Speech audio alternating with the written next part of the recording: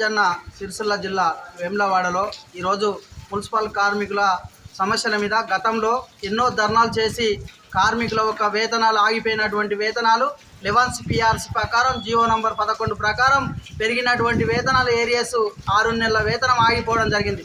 గతంలో 2 నెలల ఏరియాస్ జీతం వేసి కడమ జీతం ఆపడం జరిగింది. ప్రధానంగా ఆగిపోయినటువంటి ఏరియాస్ జీతం కార్మికులకు వెంటనే చెల్లించాలి.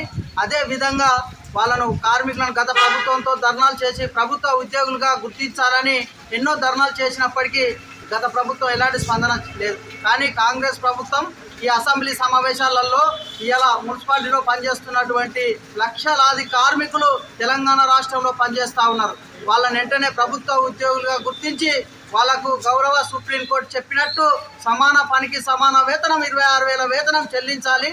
అదేవిధంగా విధులలో మరణించిన వారికి 25 లక్షల ఎక్స్ప్లికేషన్ ఇవ్వాలి.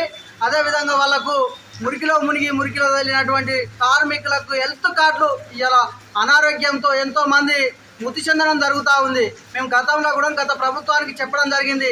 మున్సిపాలిటీలో ఇలా దుబ్బలో ధూళిలో పనిచేస్తున్నటువంటి మున్సిపల్ కార్మికులకు హెల్త్ కార్డులు ఇవ్వాలి. అదేవిధంగా ప్రమాద బీమా సౌకర్యం ఇలా వాళ్ళ ఒక విధులలో చనిపోయినటువంటి వాళ్ళకి 25 లక్షల ప్రమాద బీమా సౌకర్యం ఇవ్వాలనేది కూడా గత ప్రభుత్వంలో డిమాండ్ చేయడం జరిగింది.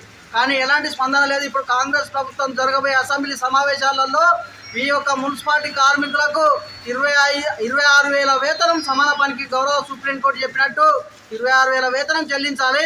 ప్రభుత్వ ఉద్యోగులుగా గుర్తించాలి. వారికి వాళ్ళ ఒక కుటుంబంలో ఎవరైనా ఉన్నటువంటి అర్హులైన వారికి వీళ్ళు మరణించినట్టుంటే విధులలో మరణించిన వాళ్ళకు వాళ్ళ కుటుంబంలో ఉద్యోగాలు ఇవ్వాలి. అదేవిధంగా వీళ్ళ ఒక ఏళ్ళు కామన సేవలు చేసి ఏంటి రిటైర్మెంట్ అయిపోయే వాళ్ళకు కూడా వాళ్ళ కుటుంబంలో ఒకళ్ళు ఉద్యోగంలోకి తీసుకొని వాళ్ళకు రిటైర్మెంట్ బెనిఫిట్స్ కూడా ఇవ్వాలని ఏఐటీసీగా ఇవాళ డిమాండ్ చేస్తూ ఉన్నాం.